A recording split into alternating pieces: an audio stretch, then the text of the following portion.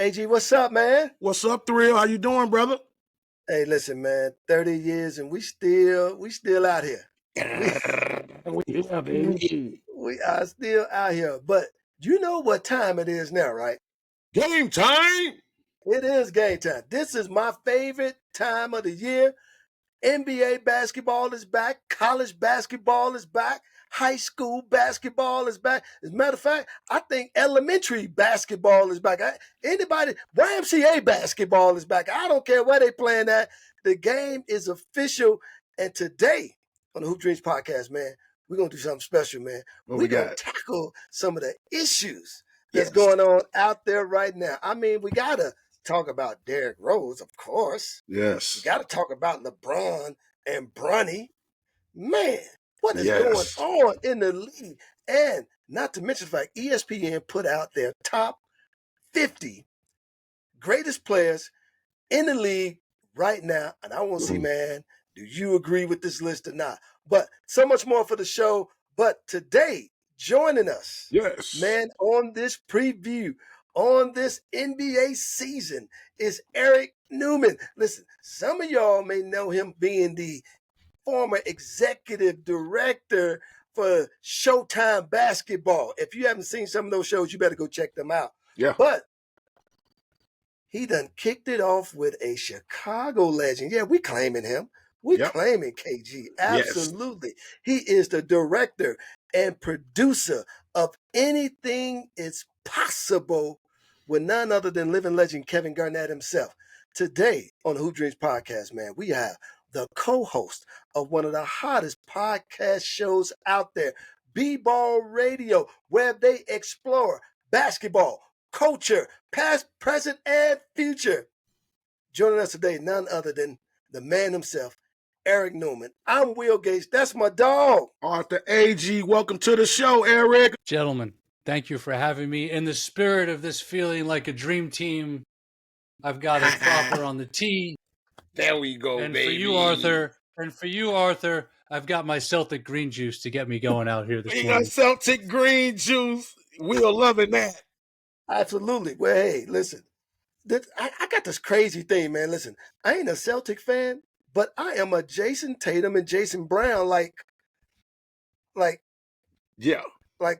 literally, I'm out there with them dudes, man, wherever they at. But listen, man, let's kick this show off, man, in the right way. This is the new 24-25 NBA season. But before we jump into that, man, let's talk about one of Chicago's very own.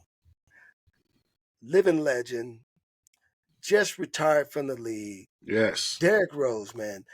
What is his impact? And any one of you guys can answer this question. His impact, his legacy, and even will we see Derrick Rose in the Hall of Fame?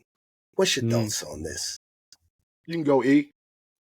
Well, I think first, I mean, it's such a beautiful story because of being from Chicago and what he did early on in his career with the Bulls. And then obviously the injuries happened and it becomes this battle back up the mountain, and it really showed his courage, his strength, that redemption.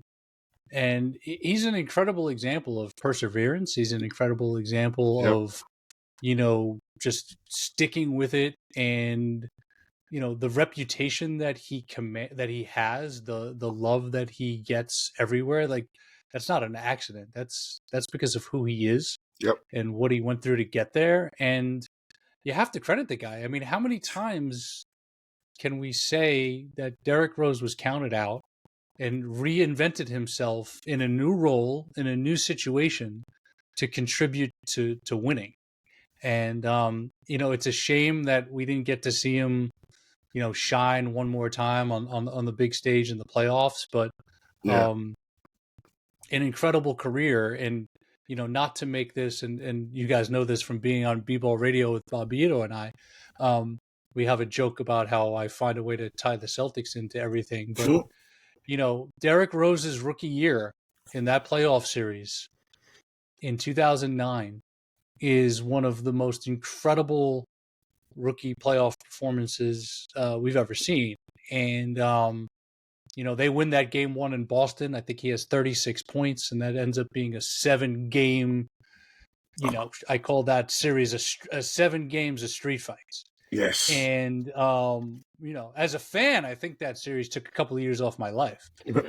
So I can't imagine what it was like for the players.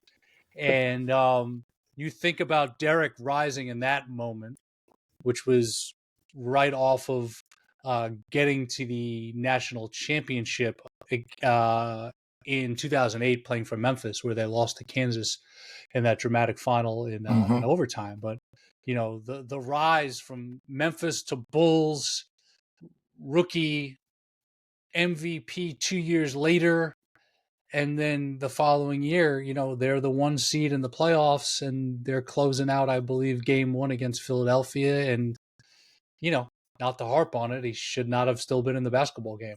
And he goes down. But to travel the road he traveled, to inspire so many young people through his story, an incredible career, really an incredible career, and a career unlike no other, really, because of what he achieved, was challenged with, and what he overcame. Yeah. He always said this about Derrick Rose, that Derrick Rose restored he plugged back in the lifeline to the Chicago Bulls once Jordan was gone. Because for years after Jordan's retirement, there were just novel fans at the game who just had season tickets. There were just people, because they was in Chicago, just showing up to the games because Mike played there. But Derrick Rose drew back in the average fan, the I even say the fair weather fans. Like, he pulled everybody back into a love for the Bulls. And I think because of Derrick Rose being from Chicago, coming from Inglewood, South Side of Chicago, and all the things you just said, I think that's why even right now the Chicago Bulls still got that love affair with the city again. Yeah. Because Derrick made it seem like, man, I can do it. It's interesting with a guy like Jordan.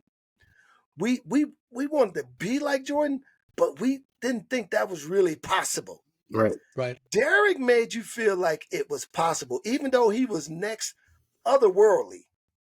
He made it seem like it was possible. Yeah. AG, what's your thoughts on D Rose, man? Man, I mean, the guy, from high school and AAU, what we saw in Chicago, we knew he had the goods. You know how you always say, man, that guy got a chance to get to the NBA. And you know how some guys get to college and have a so-so career or whatever, then they finally get to the NBA, but they don't really pan out in the NBA.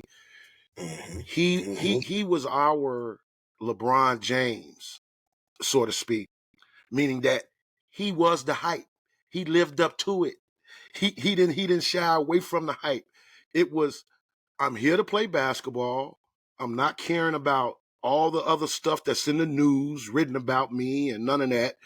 He was a baller's baller. He was a hooper's hooper, where he cared nothing else about the game and to show that he belonged on that level of the elite levels. I mean, Eric, when you talk about that Celtics series, man, we was really thinking, like, is he finna beat the Celtics by himself? Like, I love to hear KG and Paul Pierce talk about him when they played him that game on KG Certified. They be like, dude, he was a Rondo. They couldn't do them. Whatever guards they had, they couldn't nobody stick them. Everybody tried. Yeah, but well, KG was in a suit on the sideline because that's the year he's hurt. Yeah, and if you remember those cutaway shots to him, I mean, he's in a defensive stance in a suit on the sideline, losing his mind. and I will say this though, and obviously everybody out there who knows me in this basketball world knows me as a Celtics fan, as a filmmaker. I'm also a New Yorker, which is a very complicated thing for a lot of people. And the reason why I bring that up is Derrick wasn't alone in that series. There was another guy for the Bulls who was on fire the entire time, and that's Ben Gordon. And Ben Gordon. I don't want to forget about Ben Gordon. He was Dan. incredible. about Mount BG. Vernon's finest, Can't UConn forget about national BG. champion, 2004. BG was incredible. But Agee, to your point, there was nothing you could do with him. And as good as Rondo was, he didn't have that size and strength. And Derrick could legitimately, with that athleticism, that explosion, and what I call it, that torque. That torque. He could get anywhere he wanted to. Yeah. And that series will go down as one of the great, not just first round series, but 7-game series in the history of basketball. And as I sit here thinking about Derrick, I want to ask you guys something. And it's so thrilling for me to be able to have these conversations with you guys, because you guys are sewn into the fabric of Chicago basketball history. Yes. And it started obviously decades before. You guys were so influenced by Mark Aguirre and Isaiah Thomas and the late Benji Miller and so many others. And then Derrick follows afterwards. So I have to ask, like, where does and obviously KG, Ronnie, Jabari Parker, Anthony Davis, where does Derrick Rose fit in terms of, or not fit, where does he sit in the annals of Chicago basketball greatness in your minds?